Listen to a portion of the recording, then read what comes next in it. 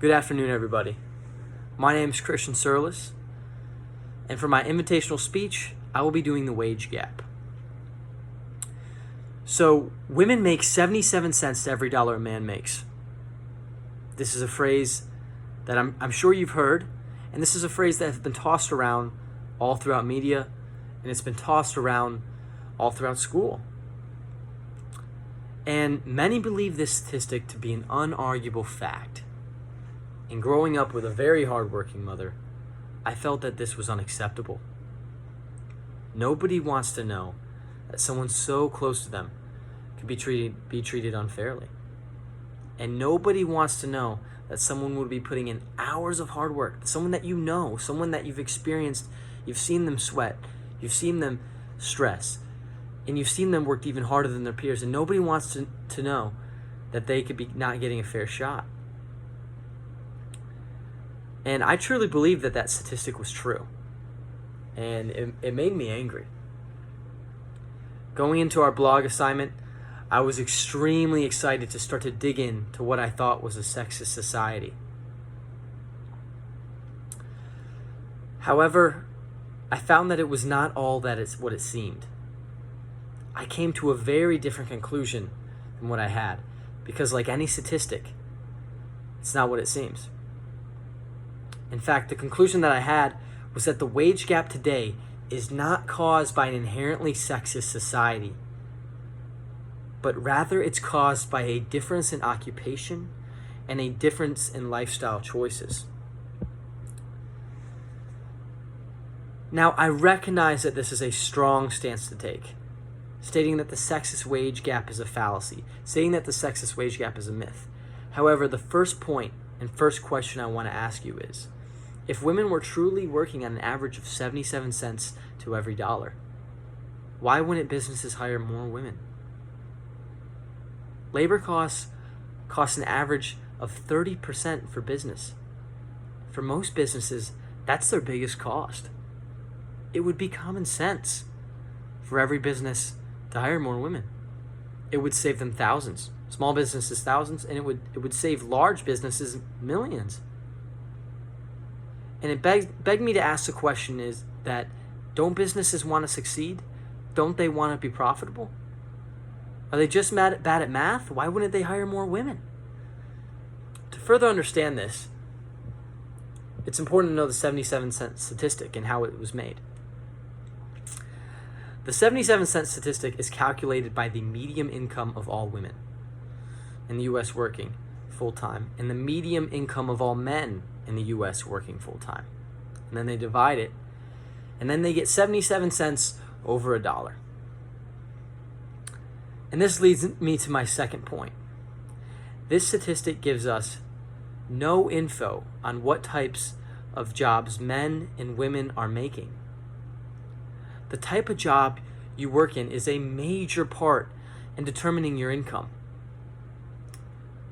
So when factoring choice of occupation, things get a little tricky. In fact, the feminist organization, which is a big proponent for the wage gap, called the American Association of University of Women, the AAUW, lists the wage gap at 6.6 cents instead of 33 cents when factoring in choice of occupation. That's almost a 30-cent difference. When further analyzed, the majority of women choose professions in healthcare, teaching, and childcare. And according to them, the men choose careers in more technical fields. Even the AAU has recognized that jobs men pick are usually higher paying. Basically, choice of career matters. And if you're wondering if men maybe get an advantage because of they get an unfair level of education that allows them to take these higher paying jobs, that's also not true. More women go to college than men.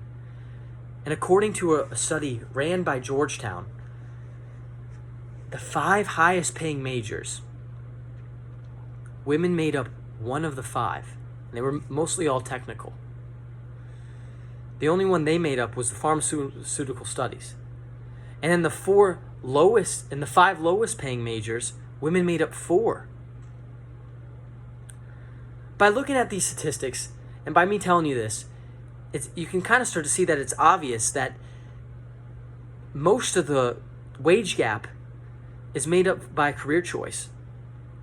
Men and women are freely picking different jobs. It's not a sexist society forcing them to do this. It's just preference between gender.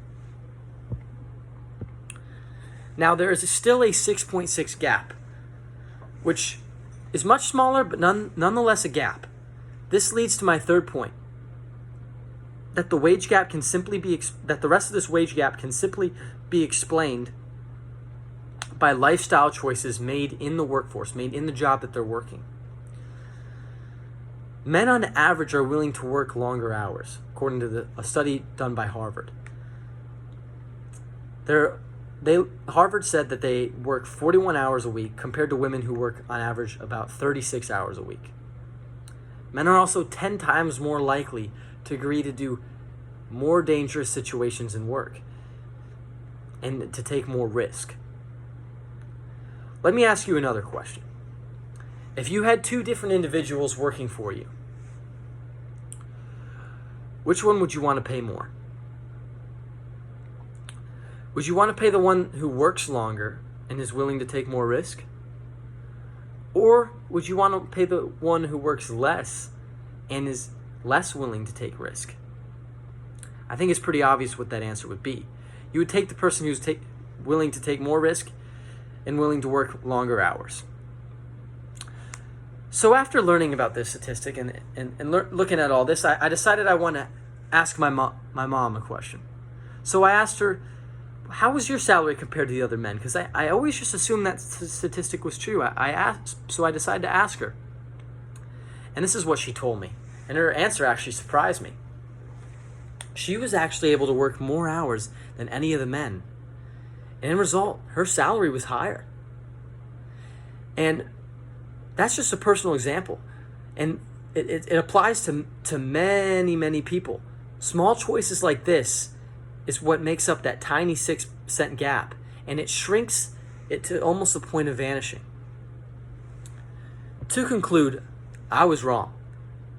I thought we lived in an inherently sexist world. However, after looking into the statistics and not just taking the 77 cent to $1 statistic as a fact, I came to the opposite conclusion. This does not mean I don't believe that there are any injustices towards women.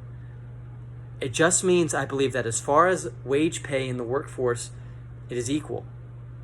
I'm really happy and really positive about my findings because it shows we're growing in society, and I hope the future continues to be more equal and more fair. Thank you very much.